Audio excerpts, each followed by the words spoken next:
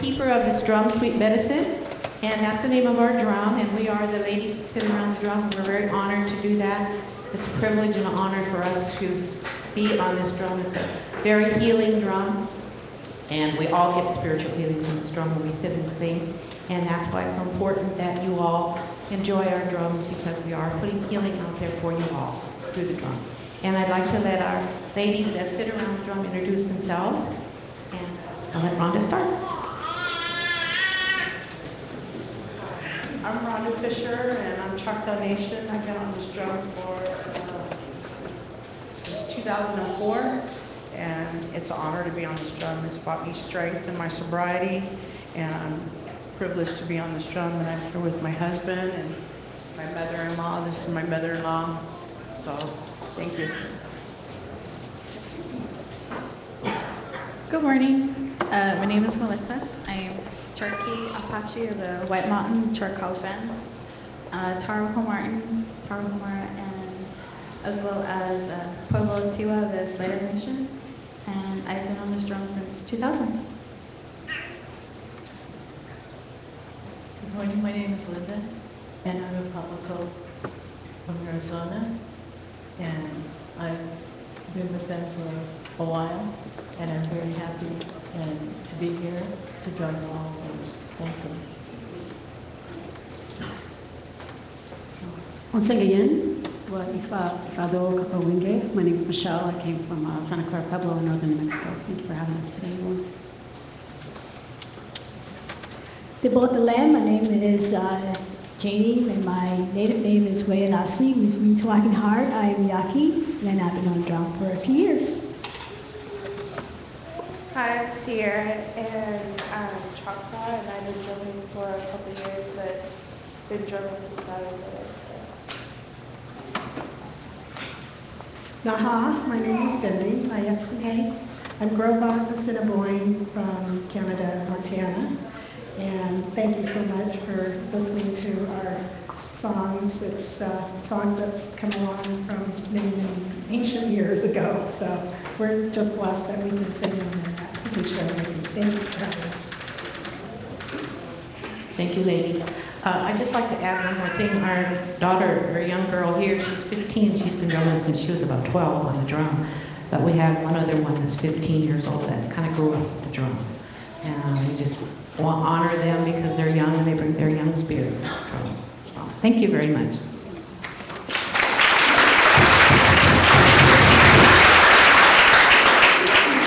Thank you very much. And one thing I also want to add, Sweet Medicine is invited to go play for the 13 indigenous grandmothers. So they're on the road to Sedona, Arizona, and wishing them a safe trip and a safe trip back. And also, I guess we're up now for Mr. Sanchez. A lot of us call him Nick.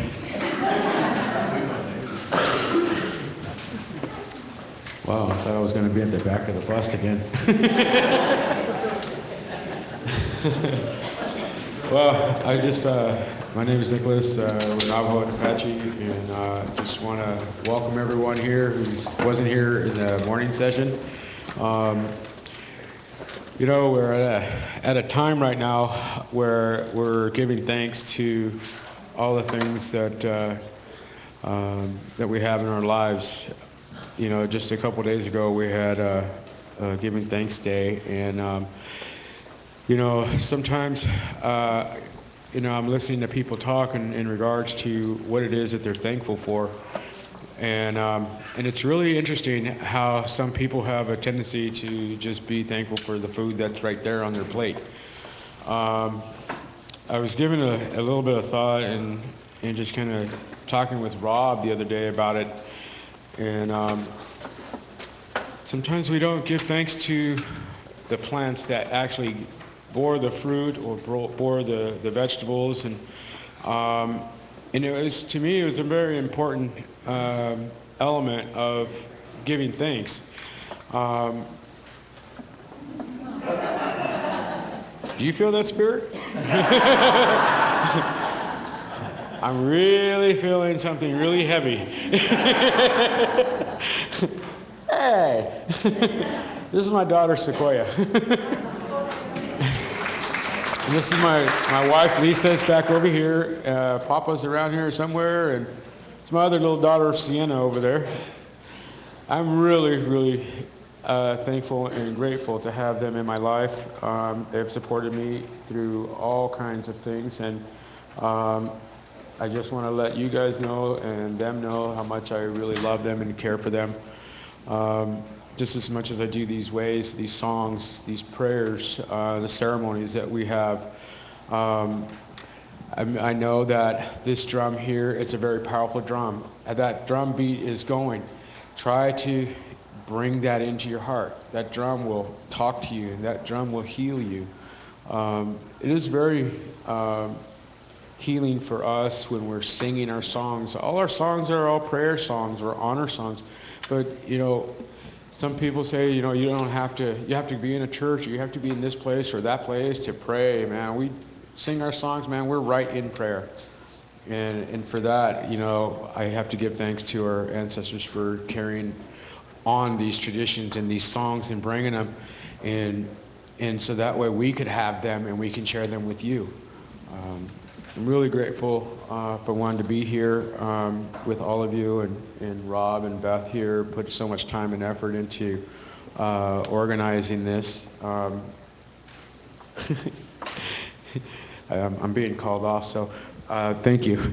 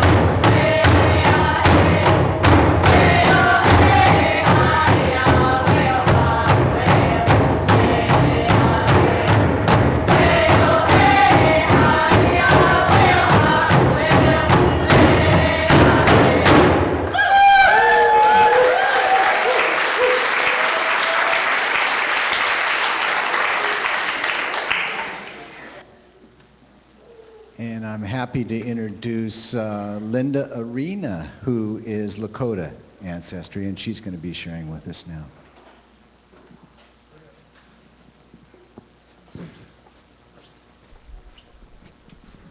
Hioni Washte, good morning. I have Lakota blood. My family is from the Rosebud Sioux tribe of Rosebud, South Dakota. Picture this, you, yes, you, your parents, your grandparents, your siblings, your friends, and you, your parents, your siblings, your friends, grandparents, everyone you two know, and you, your parents, your siblings, your friends, everyone you know. And yes, you, sir, your parents, your spouse, your children, everyone you know, everyone in this room. You live in small groups, 40 to 100 at the most, along the shores of a beautiful lake. And there are many lakes and many camps along all of the shores of the lake. And around the lakes, there are also forests. The lakes are teeming with fish. The forests are filled with deer and elk and rabbit. Along the shores of the lake grow wild rice, and the women plant and grow corn. Life is beautiful. Everyone you know is within a one-day walk or a two-day walk at the most.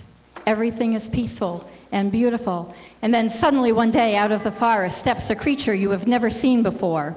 It is yay high, and it is covered in yellow, matted fur. Nothing in the Lakota world looks like this. Everything in the Lakota world is various shades of browns and tans and whites and black and gray. And all of the eyes of the animals are black or brown. And sometimes at night, some of them have yellow reflective eyes. The people have brown and black eyes. What is this thing that is yellow and really weird? And the Lakota don't know what to do. There is silence, almost as if the world has come to an end. There is not a breath of wind, not a sound. Suddenly, that quiet is broken by a child screaming, and then all of the children start to scream.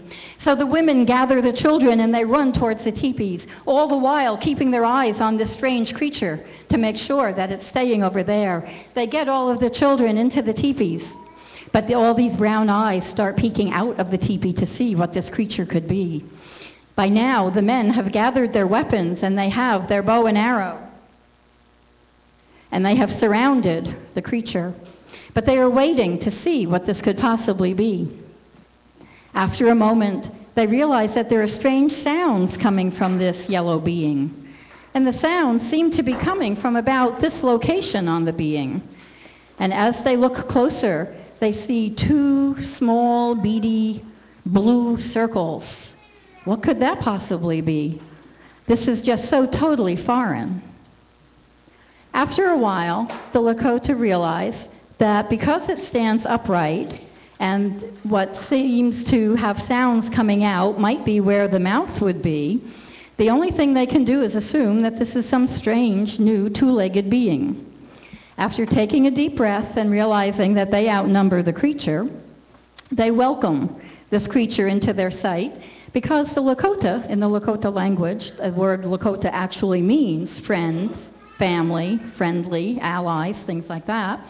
So they welcome this being. They show him the lake and how to get clean, and they give him new, clean, beautiful buckskin clothing. They feed him. They become friends.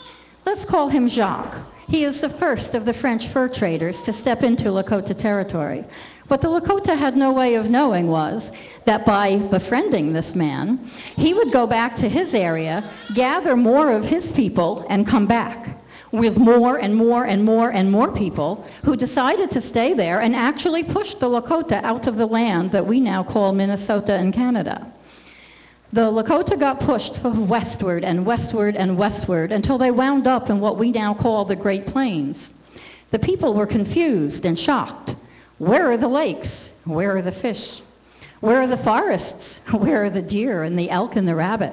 Instead, there was just Great Plains. The people were starving. They were dying. They didn't know what to do. And then one day, Great Spirit sent a messenger in the form of White Buffalo Calf Woman, who came with the sacred pipe and many ideas on how to live in a good way. And she also had a message from the Buffalo Nation for the people. The Buffalo Nation saw the pain and suffering of the people and decided that the Buffalo Nation would sacrifice itself for the sake of the two-leggeds on one condition. The two-leggeds had to agree that they would always have prayer and gratitude in their hearts and reverence in their hearts for the sacred lives that would be given to support their life. So Lakota hunters never hunt on a full stomach, because if you do that, then there is no need for the life that you are taking. The Lakota hunters would fast and pray and purify themselves in the sweat lodge for 4 days before going on a hunt. That way they were good and hungry, and the need for the people was great. They would pray for courage to hunt in a good way, because to be able to look another being in the eyes and take its life for your life takes courage. And they needed the skill to kill the animals in a good, clean, safe way with as little pain as possible. So with all of this prayer and gratitude, they would hunt, the animals would present themselves, the hunters would give prayer and gratitude, take the life, and bring the animal home to the community. The Lakota also knew that it takes a village to raise a village. None of us are totally independent. We need one another constantly. So that when the hunters would come back with their meat, they would not go straight to their own teepees. They would first leave a portion of the meat at the door of those who were elderly, infirm, widowed, those who had no hunters in their own teepee. And then, after the people were cared for, only then would they bring the meat to their own families. And the women received this gift with prayer and gratitudes in their heart, for they knew the sacrifice of the Buffalo Nation so that they could feed their families. And everything had to be used. Nothing was to be wasted. And the Lakota were very aware that when sharing with others, sharing needs to be done in an anonymous way to preserve and protect the dignity of each and every person, so that the Lakota would never come to you with the meat and say, "Hello, I have this for you," because that would make me superior and you inferior. Instead, the gift of meat was always left anonymously. Now, the people who received knew who had gone out on the hunt, and they also had their own skills, whether it be making buckskin clothes or moccasins or the frame of a bow or arrowheads. So these gifts would be left anonymously outside the teepee of the hunters, so that everyone cared for everyone in a good way. And how this translates into our life today is that we still need to have that kind of gratitude and reverence within our hearts at all times. When we take a drink of water or enter the shower, before doing so, it would be really wonderful to thank our sisters, the waters, for their life-giving blessings. When we eat, I know many of you do say grace. I ask you to take it one step further and include prayers of thanks and gratitude for the plants and animals who gave their lives so that we may have this food on our plate. Also, if you would, put a special dish in the center of your table, and everyone who is about to eat takes a portion of their food and puts it on that plate, because that way it is not just words that are saying thank you to the plants and animals, but we are honoring their spirits by feeding the spirit plate that goes back to them, so that we keep the circle of life and sustenance and respect and gratitude going.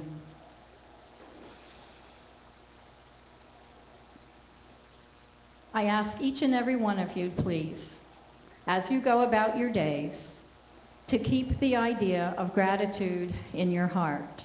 It is different from just thankfulness. Thankfulness is usually a mental thought. And then we choose to react to things that come throughout our day in a mental way. analyzing, oh, this just happened, what should I do? What should somebody else do? What would be the right way? If we keep gratitude and prayer in our hearts at all times, then when something happens, we respond from gratitude. Check your hearts always. Your heart will always lead you in the right direction to the right action. And by working together, we can make this a better community for all of us. Ahoma Takoyasin, all my relations.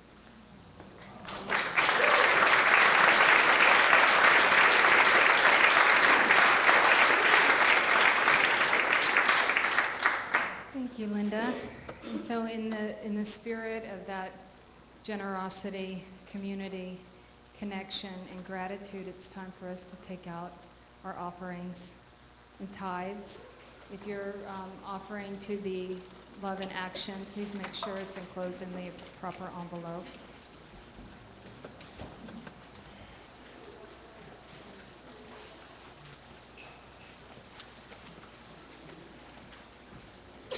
And so as we take in that heartfelt message and just tune into the gratitude in our own hearts, let's take our tithe and offering. Say the blessing. Divine love through me blesses all that I am, all that I have, all that I give, and all that I receive. Thank you.